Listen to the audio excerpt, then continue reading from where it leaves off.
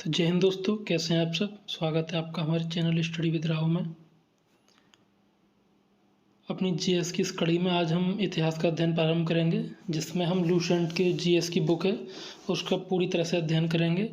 और आज जो हमारा पहला टॉपिक है सिंधु सभ्यता, तो इस टॉपिक के साथ हम इस श्रृंखला की शुरुआत करेंगे। तो हमारा जो पहला क्वेश्चन है आज का वो है, सिंधु घाटी की सभ्यता निम्नलिखित में से किस सभ्यता के समकालीन नहीं थी। तो दोस्तों इसका जो सही जवाब है वो है ग्रीक की सभ्यता। और अगला प्रश्न है, हड़प्पा सभ्यता का सर्वाधिक मान्यता प्राप्त काल क्या है।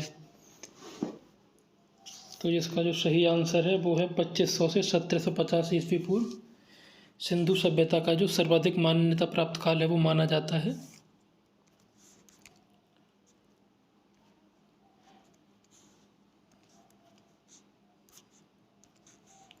हमारा अगला प्रश्न है, सिंधु सभ्यता कहाँ तक विस्तृत थी। तो इसका जो विस्तार था वो पंजाब, राजस्थान, गुजरात, उत्तर प्रदेश, हरियाणा, सिंध और बलूचिस्तान तक था। सिंधु घाटी सभ्यता में घोड़े के अवशेष कहाँ से मिले हैं। तो दोस्तों सिंधु घाटी सभ्यता में जो घोड़े के अवशेष मिले हैं वो सुरकोटदा से मिले हैं। हमारा अगला प्रश्न है, सिंधु घाटी स्थल कालीबंगा किस प्रदेश में है। तो दोस्तों कालीबंगा जो स्थित है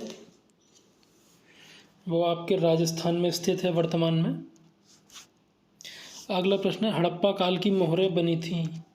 तो हड़प्पा काल में जो मोहरें बनाई जाती थीं वो सेल खड़ी की बनी हुई थी। अगला प्रश्न है, हड़प्पा, अच्छा वही प्रश्न है, दोबारा रिपीट हो गया है। और अगला प्रश्न है, हड़प्पा सभ्यता किस युग की थी। कांस्य युग, नवपाषाण युग, पुरापाषाण युग या लौह युग। तो इसका जो सही उत्तर है वो कांस्य युग है। हड़प्पा सभ्यता के वासियों को लोहे का ज्ञान संभवतः नहीं था। हमारा अगला प्रश्न है, हड़प्पा सभ्यता के लोगों का मुख्य व्यवसाय क्या था। तो जो हड़प्पा सभ्यता के लोगों का मुख्य व्यवसाय था वो व्यापार था। कृषि वो लोग किया करते थे, लेकिन कृषि उनका मुख्य कार्य नहीं थी। अगला प्रश्न है, हड़प्पा सभ्यता के निवासी थे ग्रामीण, शहरी, खानाबदोश या जनजातीय। तो जैसा आपने पढ़ा होगा कि एक नगरीय सभ्यता थी, तो इसके जो निवासी थे वो शहरी थे। अगला प्रश्न है, सिंधु सभ्यता के घर किससे बनाए जाते थे। तो दोस्तों सिंधु सभ्यता के जो घर बनाए जाते थे वो पक्की ईंटों से बनाए जाते थे। हमारा अगला प्रश्न है, हड़प्पावासी किस वस्तु के उत्पादन में सर्वप्रथम थे। मुद्राएं, कांसे के औजार, कपास या जौ। तो जो हड़प्पावासी थे वो कपास के उत्पादन में सर्वप्रथम थे। अगला प्रश्न है, हड़प्पा सभ्यता का सर्वप्रथम खोजकर्ता कौन था। तो जो हड़प्पा सभ्यता के सर्वप्रथम खोजकर्ता थे वो डॉक्टर दयाराम साहनी जी थे।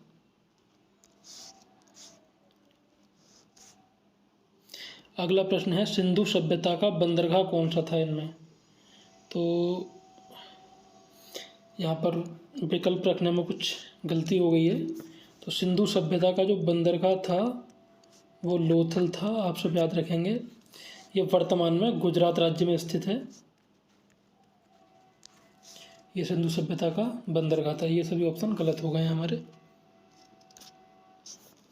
अगला प्रश्न है, सिंधु घाटी सभ्यता में पैमाने की खोज ने सिद्ध कर दिया कि लोग माप तौल से परिचित थे। यह खोज कहाँ पर हुई। तो दोस्तों यह जो खोज हुई वो इस सभ्यता के बंदरगाह पे यानी लोथल में हुई। और जैसा कि हमने आपको भी बताया, लोथल भारत के वर्तमान में गुजरात राज्य में स्थित है। अगला प्रश्न है, हड़प्पा समाज किन वर्गों में विभक्त था। तो जैसे कि आप सुनते होंगे, हमारा जो वैदिक काल था वो ब्राह्मण, क्षत्रिय, वैश्य, शूद्र में विभक्त था। लेकिन जो सिंधु सभ्यता का समाज था वो विद्वान, योद्धा, व्यापारी और श्रमिक में विभक्त था।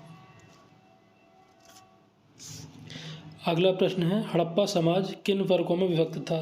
तो इसका आंसर अभी आपको बताया गया है।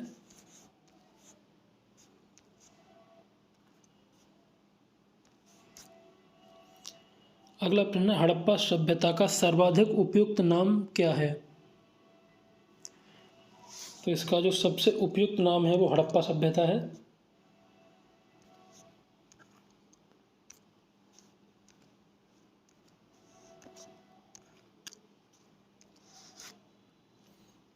अगला हमारा प्रश्न है, हड़प्पा सभ्यता की खोज किस वर्ष हुई थी? तो हड़प्पा सभ्यता की जो खोज हुई थी वो 1921 में हुई थी। हमारा अगला प्रश्न है, हड़प्पा सभ्यता के लोगों की सामाजिक पद्धति कैसी थी? उचित समतावादी, दास श्रमिक आधारित, वर्ण आधारित या जाति आधारित? तो इन लोगों की जो सामाजिक पद्धति थी वो उचित समतावादी थी।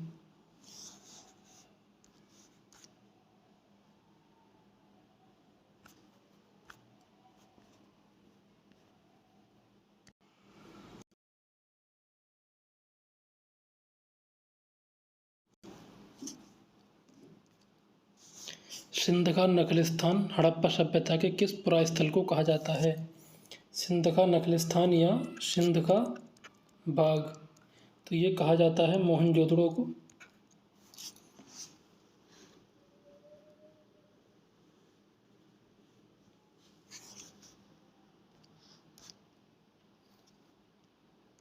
हमारा अगला प्रश्न है, हड़प्पा सभ्यता के संपूर्ण क्षेत्र का आकार किस प्रकार का था?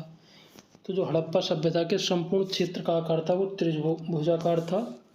इसकी जो उत्तरी सीमा थी वो जम्मू कश्मीर में मांडा थी।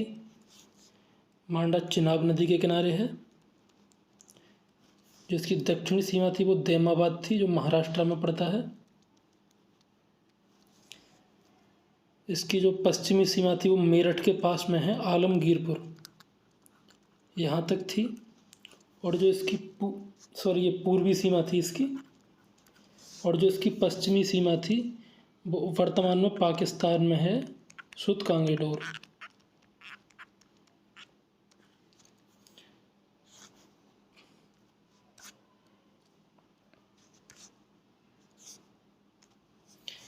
हड़प्पा सभ्यता में अलंकृत ईंटें कहाँ से मिली हैं? तो अलंकृत ईंटें जो मिली हैं ये कालीबंगा से मिली हैं हमें। सिंधु सभ्यता में बृहत स्नानागार पाया जाता है। तो बृहत स्नानागार जो पाया गया है इसका उत्तर आप सब जानते हैं, मोहनजोदड़ो में है। अगला प्रश्न है, सिंधु सभ्यता की मुद्रा में किस देवता के समतुल्य चित्रांकन मिलता है? तो सिंधु सभ्यता की जो मुद्राएं हमें मिली हैं उनमें एक योगी को ध्यान मुद्रा में दर्शाया गया है, जिसे माना जाता है कि ये वर्तमान शिव का ही प्राचीन रूप है। अगला प्रश्न है, सिंधु सभ्यता की मोहरों पर निम्नलिखित में से किस जानवर का चित्रांकन हुआ है? तो इसके बारे में जैसा कि आप सब जानते होंगे, सिंधु सभ्यता की जो मोहरों पर है बैल का चित्रांकन विशेषतः देखने को मिलता है। अगला प्रश्न है, सिंधु सभ्यता इनमें से किस लिए जानी जाती है? अपने नगर नियोजन के लिए, मोहनजोदड़ो हड़प्पा के लिए, अपने कृषि संबंधी कार्यों के लिए या अपने उद्योगों के लिए? तो हड़प्पा सभ्यता जो है वो अपने नगर नियोजन के लिए जानी जाती है। इसके समकालीन जितनी भी सभ्यताएं थीं उनमें इसका नगर नियोजन सबसे उन्नत दशा का था। इसका भवन निर्माण, जल निकासी प्रणाली अत्यंत ही उन्नत दशा में थी। अगला प्रश्न है, भारत में खोजा गया सबसे पुराना शहर कौन सा है? तो भारत में खोजा गया सबसे पुराना शहर हड़प्पा है।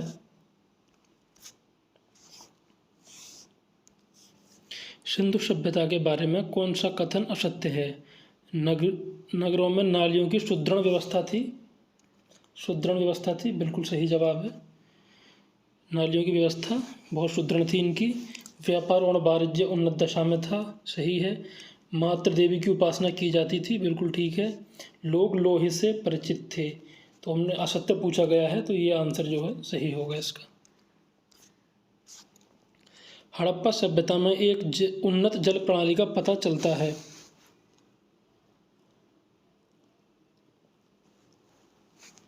तो इसका जो सही आंसर है वो यहाँ है, धौलावीरा में। धौलावीरा से हमें एक उन्नत जल प्रणाली का पता चलता है।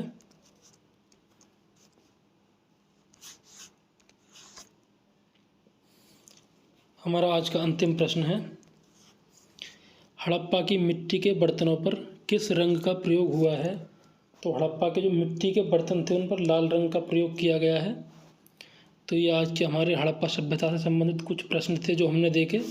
कल हम इसका पार्ट 2 करेंगे। और अगर आपको ये वीडियो पसंद आई हो तो हमारे चैनल को सब्सक्राइब ज़रूर करें और वीडियो शेयर भी करें। धन्यवाद।